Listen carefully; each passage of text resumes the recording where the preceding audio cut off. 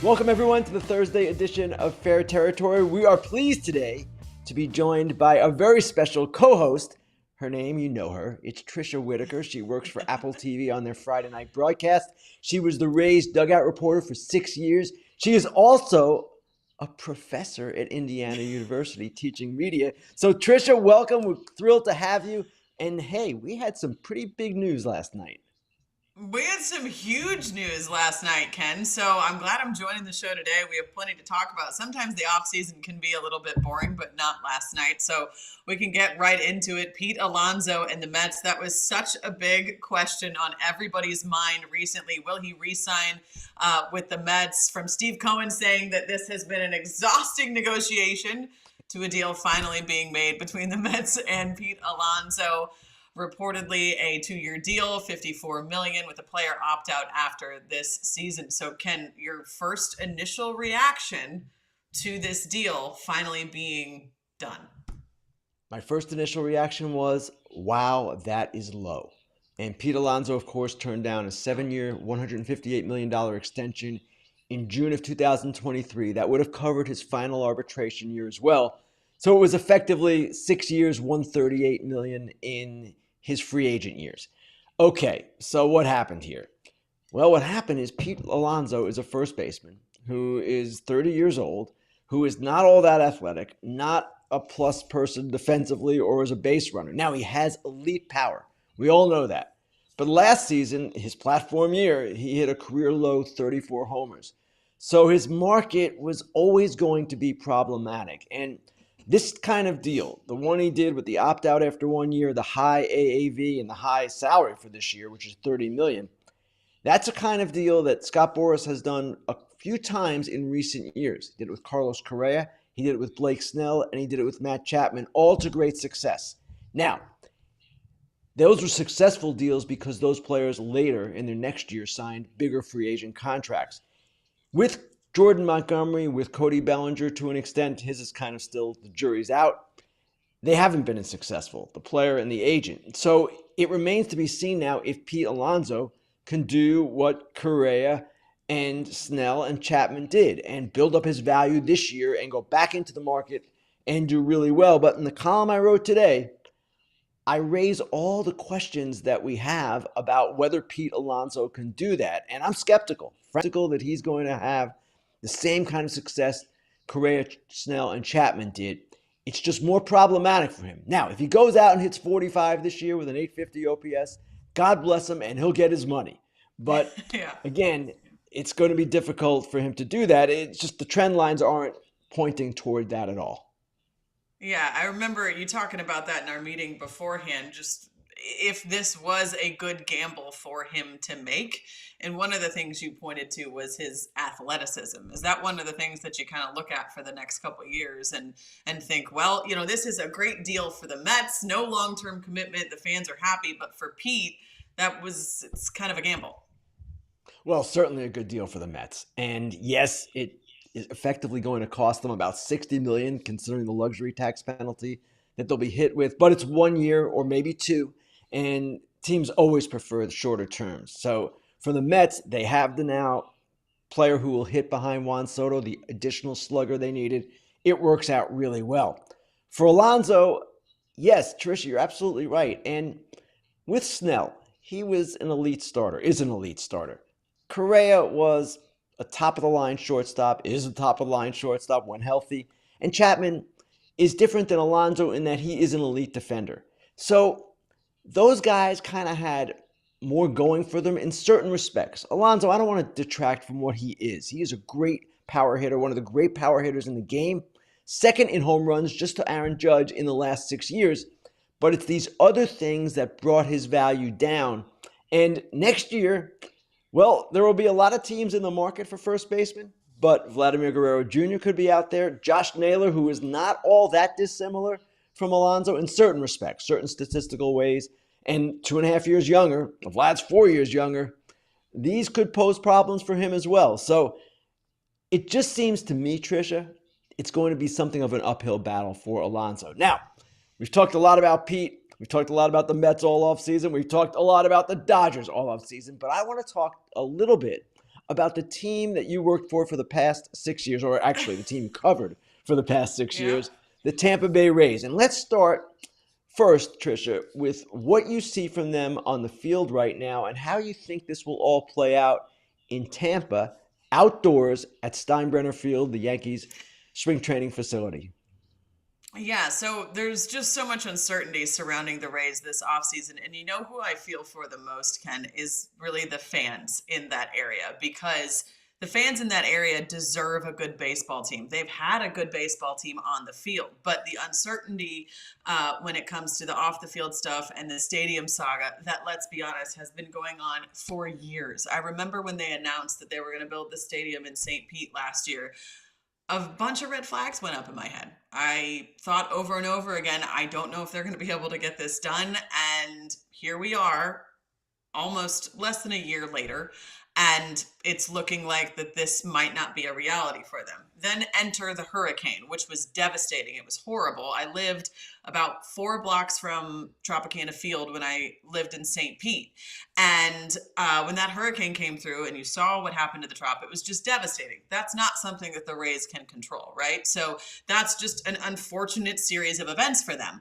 But when you look at this season and playing at Steinbrenner Field, obviously it's not ideal for them. However, I don't think it's going to be as terrible as people might think at Steinbrenner Field, because they've done a lot of renovations. It is a very nice field. It gives fans in Tampa an opportunity to go to the games a lot more than they might be able to in St. Pete, because let's be honest, there's a lot of fans in Tampa who don't go to the games in St. Pete because it's so far away.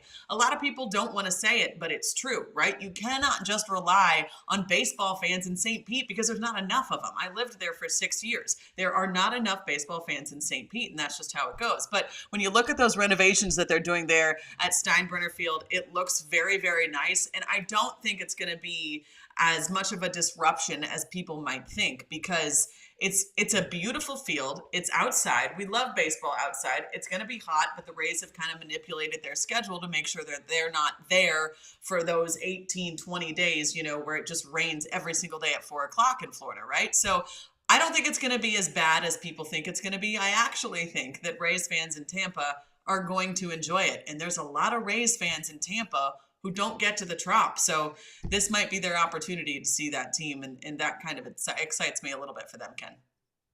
We'll get to the stadium again or a little bit more in depth in a second, but I want to ask you about the Yeah. team itself, too. Ha-Seong Kim, to me, was an excellent addition. They've been struggling at shortstop since Franco has had his issues, of course. And they've got pitchers coming back, McClanahan, Rasmussen, Boz.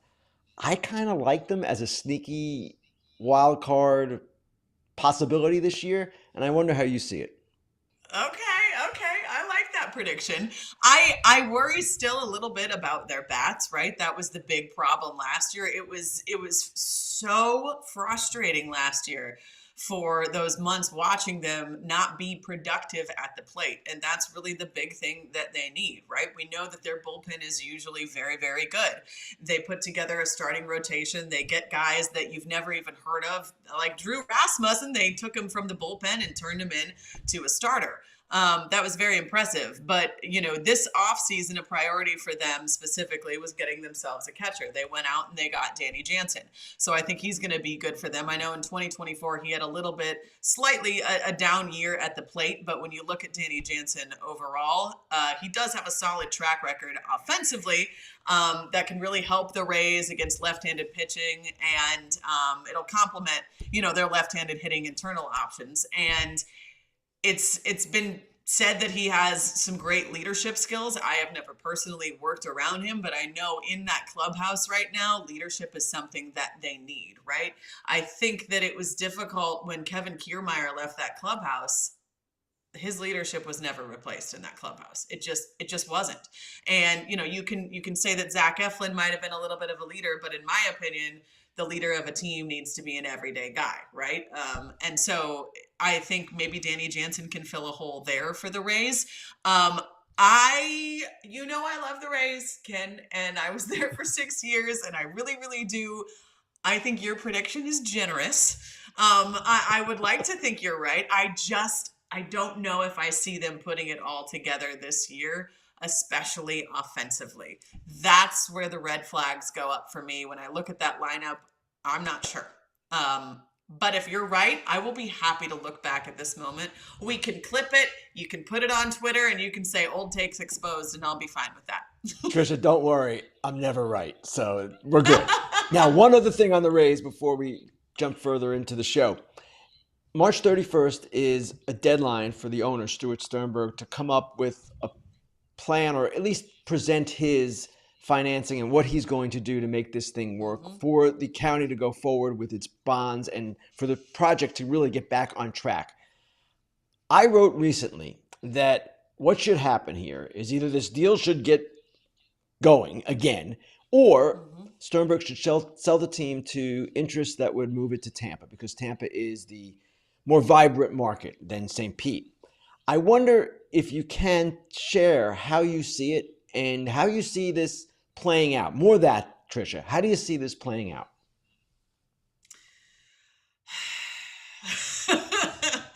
This is a loaded topic.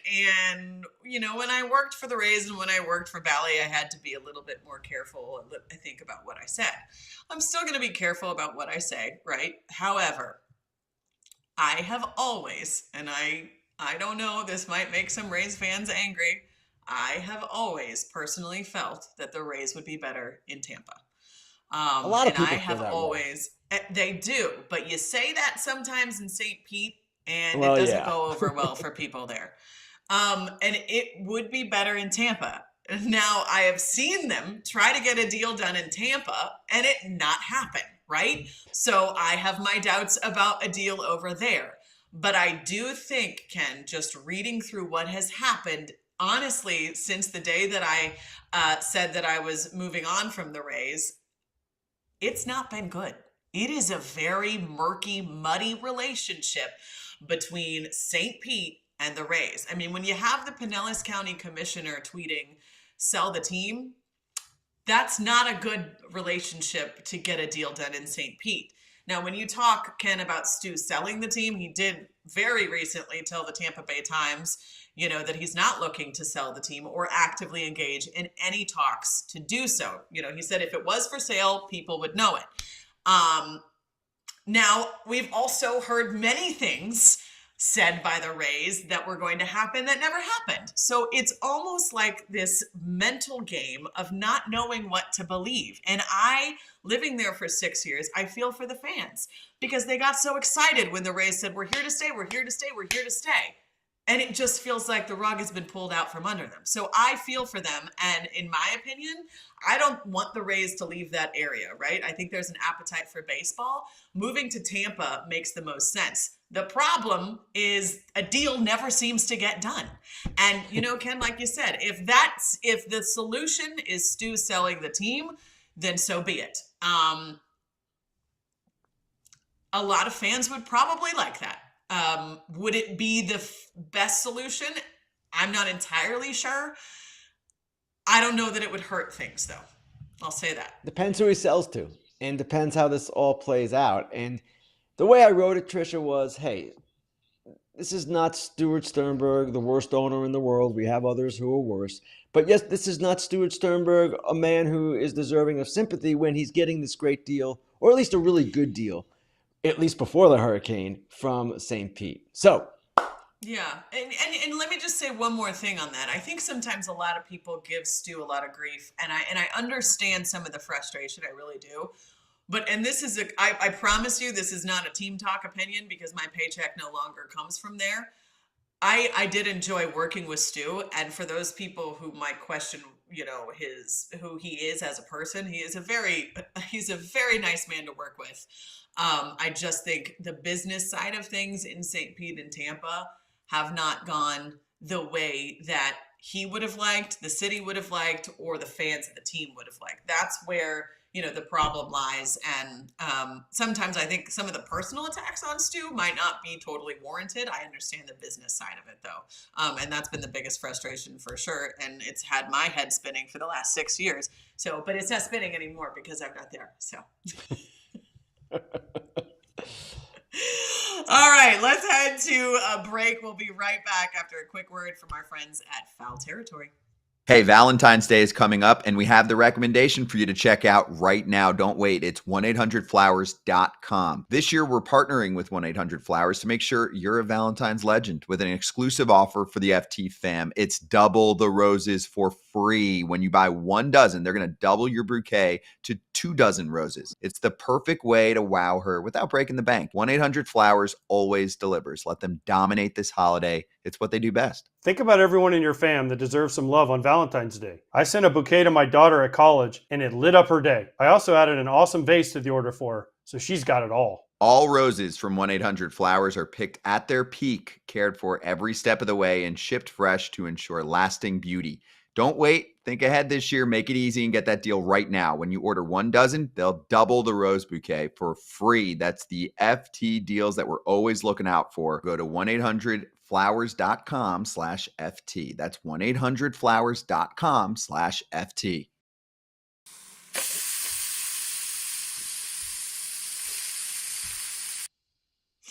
I cannot wait to experience this segment with you, Ken, because I watch it a lot, and the questions are entertaining, and I really enjoy it. So it is time now for Grillin Ken, where we take live questions from our YouTube chat, and the first question will be on the Baltimore Orioles starting pitching, because I think the Orioles are a really exciting team for everybody to watch. The AL East is a really fun division. And the first question for you, Ken, is from Mike Dowdy. Are the Orioles still looking for another starting pitcher? What say you? Mike, I keep wondering this myself. Now, they have numbers right now. They've got Eflin, Rodriguez, Dean Kramer, Tomoyuki Sugano, who they signed out of Japan, and Charlie Morton. That's 5. They've got Kyle Bradish and Tyler Wells, in theory, coming back from surgeries at around the All-Star break. They've got Trevor Rogers likely starting in the minors and some other prospects that they could use as well. However, they do not have anything resembling Corbin Burns, who, of course, was a key part of the team last year. So I would love to see them get one more starting pitcher from their perspective.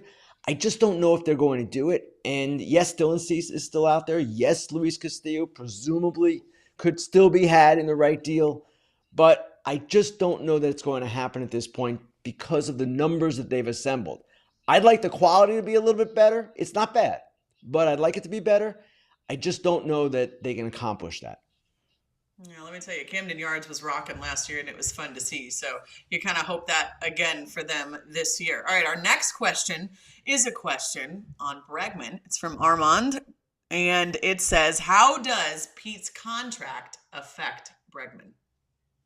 Armand, I'm not sure it affects Bregman at all, but the key question right now with Bregman is, will he need to take the same type of short-term, high-dollar deal that will have opt-outs that will enable him to get back out into the market as quickly as Pete will, which is next offseason?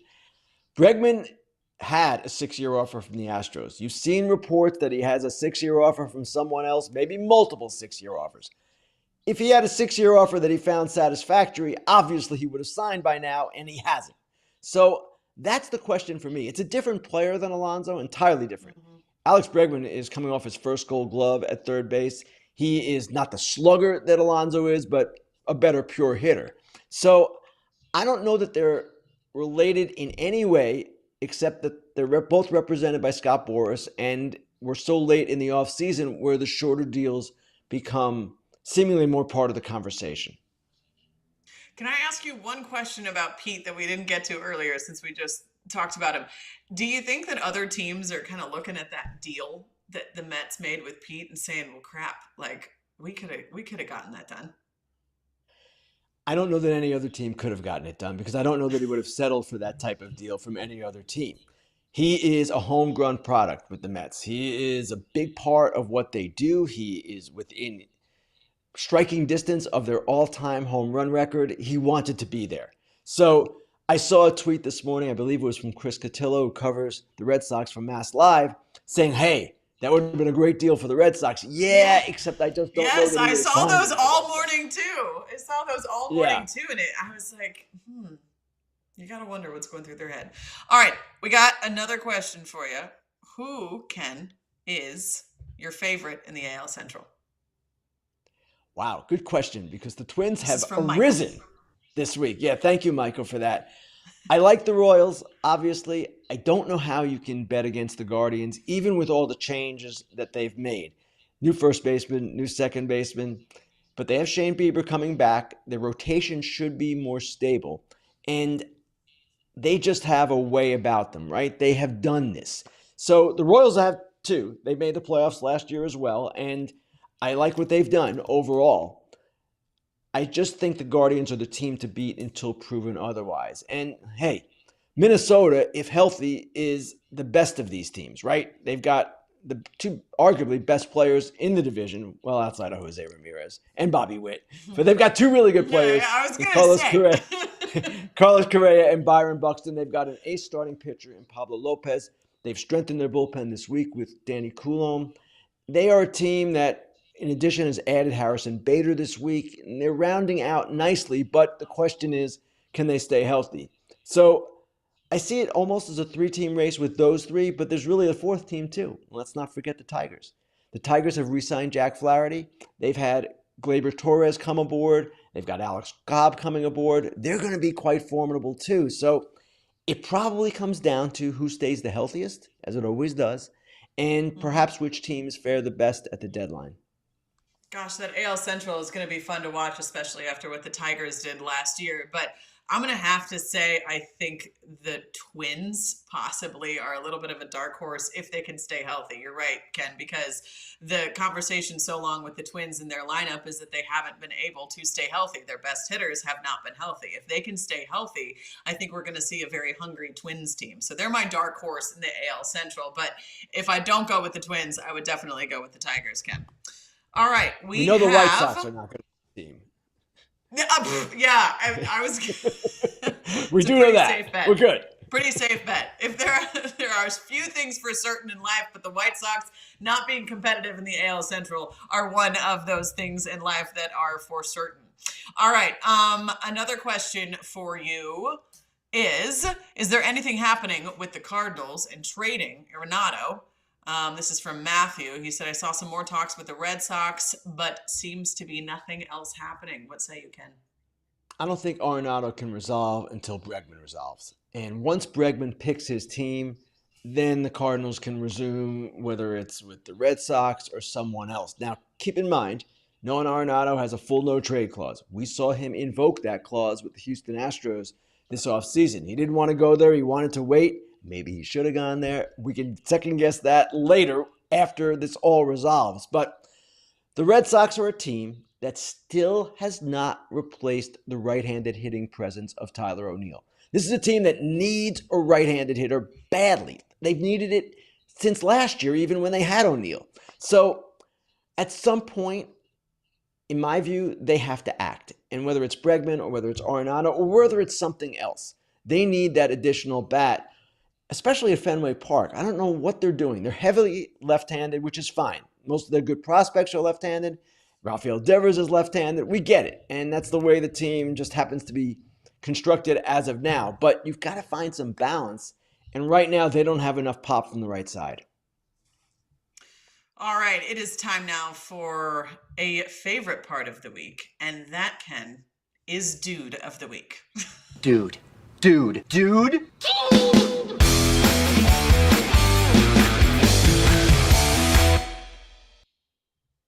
Okay, I'm so excited to be a part of this part of the broadcast too, Ken, because I see you guys do this a lot, and it's really a fun thing. So give me, Ken, we actually, when we went over this, we had the same Dude of the Week, so I have to choose a different one. But give me your Dude of the Week, because it was the same as mine.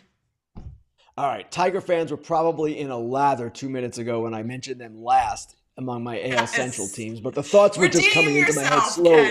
I'm redeeming myself right now. Scott Harris, their GM, is the Dude of the Week, and here's why. Last year, he signs Jack Flaherty to a one-year, $14 million deal to help stabilize their rotation. That was last offseason. Then at the deadline, remember, the Tigers were sellers at the deadline. He trades Jack Flaherty for a guy who is now their shortstop, Trey Sweeney, and a top catching prospect, Thayron Lorenzo. And now, after getting those two guys in the trade, guess what he did? he re-signed Flaherty. 2 years, $35 million with an opt-out after one. Now, there was some good fortune here. The market for Flaherty didn't develop the way it should have, but what Harris did, the combination of those three moves, really, the first signing of Flaherty, the trade, and then the re-signing of Flaherty, that for me is dude of the week, Scott Harris. I love that pick because that was going to be my pick too. I especially go back to last year, when the Tigers started winning, and it kind of forced their hand in the front office. And it was like, this is a team that is capable of winning. So you kind of wonder how things would have changed had they not made that incredible run at the end of the season, made the postseason, and had done what they had done. So I would say Scott Harris is my dude of the week too. But since we have to have a little bit of a different opinion on this, we're going to have to also go with a snow sculpture that was done by an artist of Shohei Ohtani at a snow festival in Japan. And Ken, I don't know how much experience you have with snow, but that's very difficult to do. And I love that they included his dog in that as well. So that has to be my dude of the week. Ken, what do you think of that? Shohei Snowtani, as he is now known. That was an awesome sculpture, and I do have experience with snow, quite a bit of it, and there's not a chance that I could have ever done anything even remotely resembling that. So great job. Yes, I love that. I wish I would have been able to make my snowman look as good as that. So, all right, now it is time for Dork of the Week, which is also another one of my favorite parts of the show.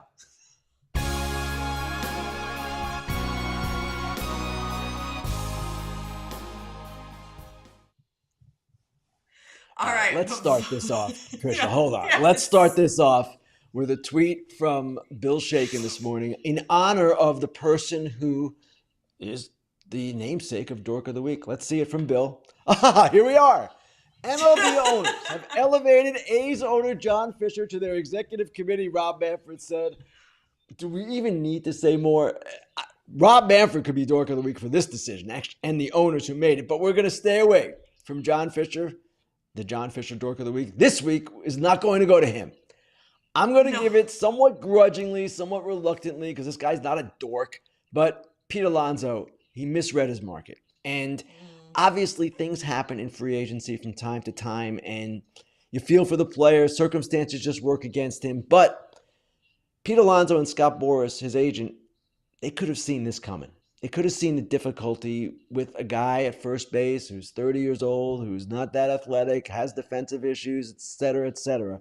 And yet this all transpired the way it did. It was like this kind of train wreck you could see coming from afar, and then it happened. Now, obviously, as I said earlier, Alonso can still get a great deal next year, and maybe that's what happens. But for now, this is not the outcome he wanted. So Pete Alonso, sadly, I must say, Dork of the Week.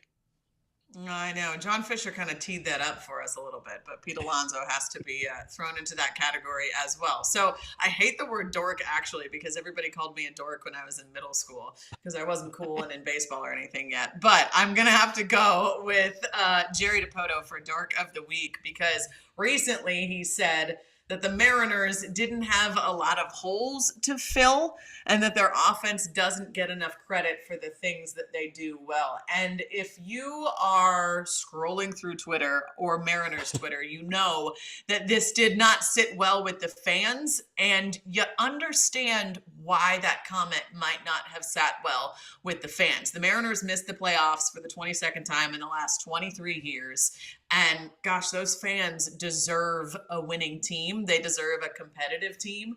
And, it seemed like such a letdown because, they had the best starting rotation in baseball. They have two franchise pieces in Julio Rodriguez and Cal Raleigh. And I just think that saying something like that after clearly one of the biggest problems for the Mariners was their offense, that qualifies you for Dork of the Week because that is just, it's really rough for the fans to hear because all they want are players who can hit the ball because they've got most everything else. So that qualifies for Dork of the Week for me, Ken.